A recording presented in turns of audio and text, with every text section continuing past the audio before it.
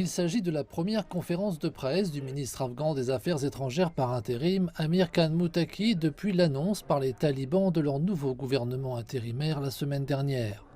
Le diplomate a déclaré que son pays était prêt à entretenir de bonnes relations avec les pays du monde entier, parmi lesquels les États-Unis. Il a appelé à la poursuite de l'aide des organisations internationales. Il a également demandé de ne pas politiser l'aide. Nous voulons de bonnes relations avec la communauté internationale, nous voulons des relations mutuelles. Notre demande à la communauté internationale est de ne pas exercer davantage de pression sur les Afghans. La politique d'agression n'a donné aucun résultat en 20 ans.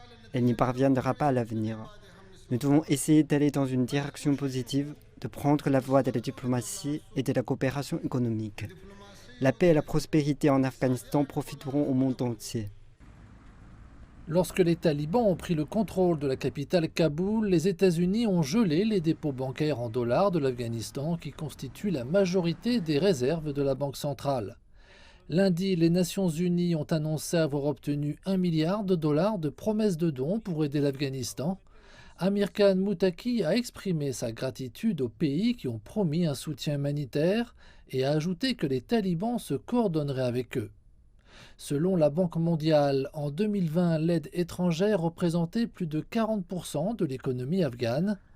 Concernant la reconnaissance internationale du gouvernement taliban, Amir Khan Muttaqi a précisé être en contact avec des représentants de l'ONU et des pays à titre individuel.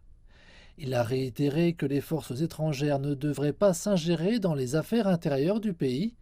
Le chef de la diplomatie a appelé les pays concernés et les organisations internationales à rayer dès que possible certains responsables gouvernementaux nommés par les talibans de leur liste de terroristes.